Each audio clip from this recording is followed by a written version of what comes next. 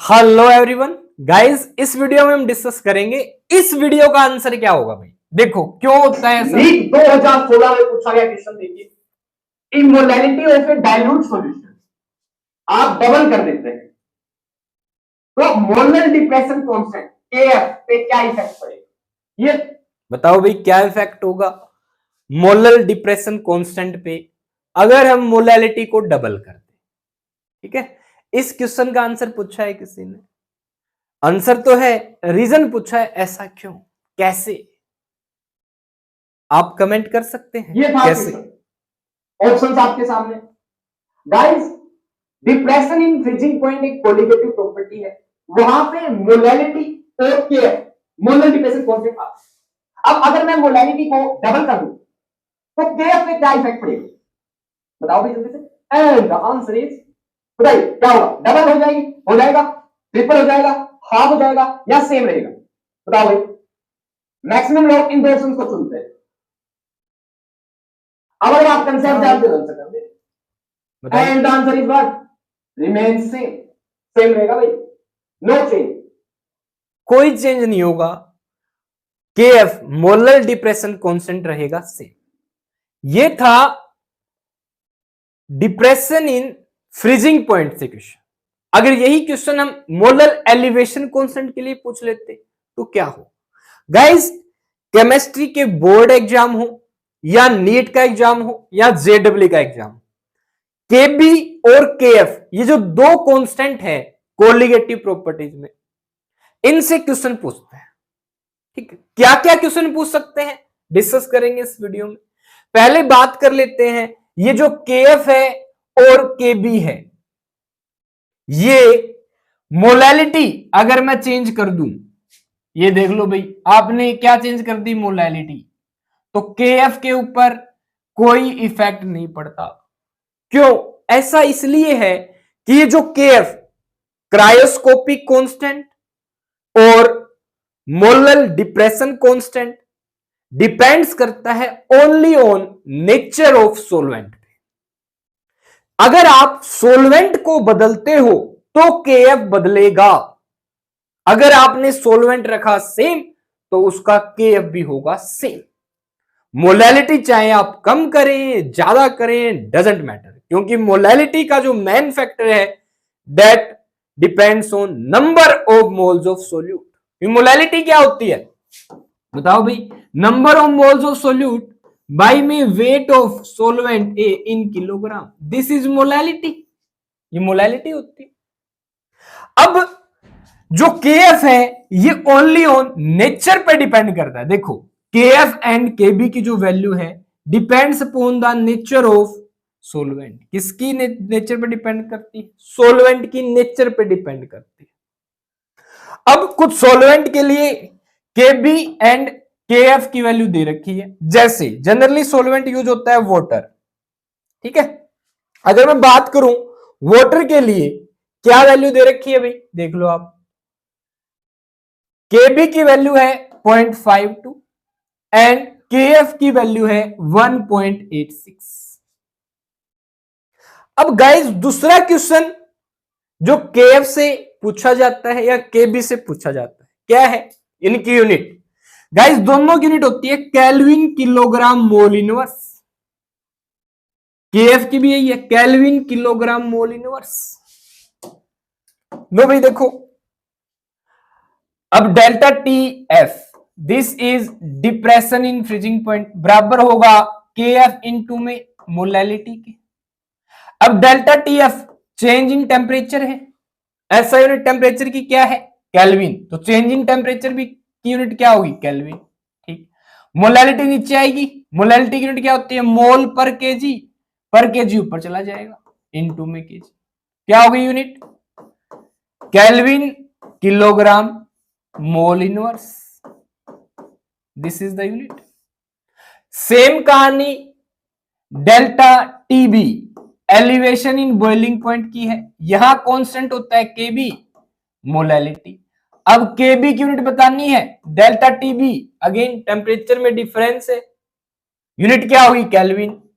Molality की unit mole पर KG ऊपर चला गया, तो केल्विन किलोग्राम मोल इनवर्स। इस तरीके से केबी एंड केएफ की यूनिट आप निकाल सकते हैं और दोनों क्या होती है सेम। ठीक है, तो रट्टा मारने क्या हो सकता है नहीं, समझ के आप आसानी से आंसर दे सकते हैं। इस कोलिगेटिव प्रॉपर्टी का फॉर्मूला याद रखना। ठीक है, ओके। तीसरा क्वेश्चन क्या पूछते हैं, बहुत ही सिंपल। देखो भाई, सिंपल ये पूछेंगे केएफ क्या है। अभी आपको खुद सोचना, आपका 12th का एग्जाम है तो उसमें जो केएफ कांस्टेंट आ रहा है ना, 11 12 दोनों में ही कहीं पे केएफ को कांस्टेंट मान रखा है, तो वो कांस्टेंट यही है जिसका क्या नाम है भाई, मोलल डिप्रेशन कांस्टेंट।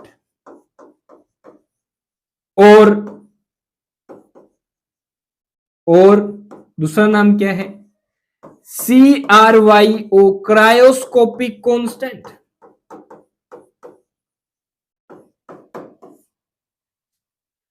जो के बी है that is molal elevation constant. और बुलियोस्कोपिक कांस्टेंट, बुलियोस्कोपिक कांस्टेंट। सिंपल, ये क्वेश्चंस आपसे पूछते हैं। ठीक है, थोड़ा और समझ लेते हैं। इथेनॉल के लिए अगर मैं बात करूं तो केबी की वैल्यू है 1.20 और केएफ की वैल्यू है 1.99। ठीक है, साइक्लोहेक्सेन की बात करें, के बी है 2.79 kelvin kilogram mole inverse unit होगी और इनके लिए 20 देखते रहना भाई। बेंजीन के लिए है 2.53, ये है 5.12। क्लोरोफॉर्म के लिए 3.63, ये है 4.79 केएफ। कार्बन टेट्राक्लोराइड के लिए है 5.03 और ये है 31.8। कार्बन डाइसल्फाइड के लिए है 2.34 है और ये है 3.83। डाइथाइल ईथर के लिए है 2.02, ये है 1.79। एसिटिक एसिड के लिए है 2.93 और ये है 3.90। गाइस गौर से देख लीजिए, केवल डाइथाइल ईथर ही ऐसा सॉल्वेंट है जिसके लिए केबी की वैल्यू 2.02 है और केएफ की वैल्यू 1.79 है। अगर यहां से इन्होंने क्वेश्चन पूछ ही लिया तो सिंपली आपसे ये क्वेश्चन पूछ सकते हैं कि डाइथाइल ईथर के लिए केबी ज्यादा होता है as compare to KF. Other जितने भी सॉल्वेंट है, water, ethanol, cyclohexane, benzene, chloroform, carbon tetrachloride, carbon disulphide, acetic acid, इनके लिए के एफ की वैल्यू ज्यादा है, देख लो, as compare to K B. ठीक है, ये क्वेश्चन आपसे ज्यादा ही अगर इन्होंने लेवल बढ़ाने की कोशिश की तो पूछ सकते हैं, क्योंकि बच्चे ध्यान नहीं रखते। ठीक है, ओके। इसके अलावा आपसे और क्या पूछ सकते हैं, देख लो। ये फॉर्मूला क्या है केएफ का और फॉर्मूला क्या है केबी का। गाइस पहले मैं क्लियर कर दूं, क्या केबी एंड केएफ ओनली डिपेंड करते हैं किस पे भैया, nature of the solvent, nature of the solvent, बस। इसीलिए मोलैलिटी पे डिपेंड नहीं करते ये। अब आप बोलेंगे उसमें भी तो सोलवेंट होता है, मतलब मोलैलिटी कैसे बदलेगी, जनरली जब आप क्या बदले, सोल्यूट बदले।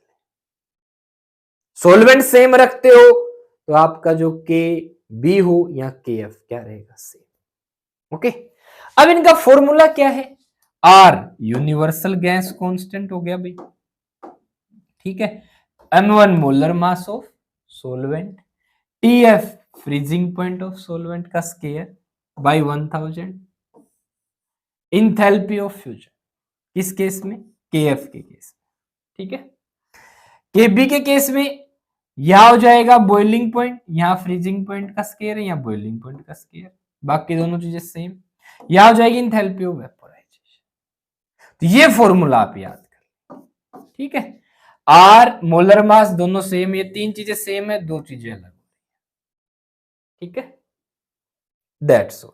अब गाइस समराइज कर लेते हैं इसको, क्या है। देखो, दो कोलिगेटिव प्रॉपर्टी है मेरे पास। एक है कोलिगेटिव प्रॉपर्टी, एक है colligative property elevation in boiling point. क्या है कोलिगेटिव प्रॉपर्टी का नाम? Elevation in boiling point. Elevation in boiling point. अब आपसे क्वेश्चन पूछ ले, क्या बॉइलिंग पॉइंट कोलिगेटिव प्रॉपर्टी होता है क्या? नहीं होता। एलिवेशन टर्म जब साथ जोड़ेंगे तभी, यही है colligative property, elevation in boiling point. अकेला boiling point not colligative. Okay. दूसरा है हमारे पास क्या भाई? डिप्रेशन। दूसरी कोलिगेटिव प्रॉपर्टी है depression in freezing point. Depression in freezing point. Again यहां पे क्वेश्चन पूछ सकते हैं, क्या depression in freezing point colligative property होता है क्या? हाँ। क्या फ्रीजिंग पॉइंट कोलिगेटिव प्रॉपर्टी होता है? नहीं, पूरी टर्म, ठीक है। Okay, done. अब एलिवेशन इन बॉइलिंग पॉइंट में कांस्टेंट यूज करते हैं, जिसे हम लिखते हैं केबी से। डिप्रेशन इन फ्रीजिंग पॉइंट में कांस्टेंट यूज करते इसे लिखते हैं केएफ से, ठीक है। केबी को क्या बोलते हैं आप? ई बुलियोस्कोपिक, ई बुलियोस्कोपिक कांस्टेंट, ठीक है। और जो केएफ है ये होता है क्रायोस्कोपिक, क्रायोस्कोपिक कांस्टेंट, ठीक है। अगर मैं इसका दूसरा नाम लिखूं तो that is molal elevation constant. Elevation constant, ये क्या हो जाएगा? मोलल डिप्रेशन कांस्टेंट, ठीक है। क्या केएफ की वैल्यू मोलैलिटी पे डिपेंड करती है? नहीं। केबी की वैल्यू मोलैलिटी पे डिपेंड करती है? नहीं। क्या केबी की वैल्यू नेचर ऑफ सॉल्वेंट पे डिपेंड करती है? यस। क्या केएफ की वैल्यू भी नेचर ऑफ सॉल्वेंट पे डिपेंड करती है? यस, ठीक है। व्हाट इज यूनिट ऑफ केबी? क्या भाई आसानी से निकाल सकते हो, केल्विन मोलैलिटी के इनवर्स, किलोग्राम मोल इनवर्स, ठीक है। ये यूनिट ऐसा यूनिट है एक प्रकार से। सेम यूनिट इसकी होती है क्या? Kelvin kilogram mole inverse. Done. एक फॉर्मूला है, जनरली नहीं पूछते हैं, फिर भी आप लोग अगर लर्न करना चाहे तो कर सकते हैं। क्या अभी दोनों के लिए कॉमन सा क्या फॉर्मूला है? यूनिवर्सल गैस कांस्टेंट इनटू में मोलर मास सॉल्वेंट का। जैसे अगर हम ए बोले सॉल्वेंट को कोई भी, भाई में 1000, ये है तीनों पॉइंट, दो बातें चेंज। अगर बात आ जाए बॉइलिंग पॉइंट की तो यूज करेंगे यहाँ पे क्या? बॉइलिंग पॉइंट के टेम्परेचर, बॉइलिंग पॉइंट का स्क्वायर टेम्परेचर केल्विन में लेके, ठीक है। नीचे इंथैल्पी ऑफ वेपोराइजेशन, ठीक। अगर क्रायोस्कोपिक कांस्टेंट का लिखना है तो आर इंटू में molar mass of solvent into में फ्रीजिंग पॉइंट का स्क्वायर सॉल्वेंट के बाई में 1000 इंटू में इंथैल्पी ऑफ फ्यूजन। दैट्स, ये बातें थी, ये क्वेश्चंस थे जो आपसे केबी एंड केएफ को लेके पूछ सकते हैं। अब भी गाइज किसी प्रकार की कोई क्वेरी हो तो आप कमेंट में पूछ सकते हैं। होप सो आपको आंसर मिल गया केबी एंड केएफ का, जिसने ये आंसर किया था कैसे। हाँ, केमिस्ट्री का कोई भी कंसेप्ट हो, अगर आपको प्रॉब्लम हो रही है क्वेश्चन पूछिए, कमेंट कीजिए, तुरंत प्रभाव से आपको आंसर मिलेगा। ओके, अच्छे से पढ़िए। All the best.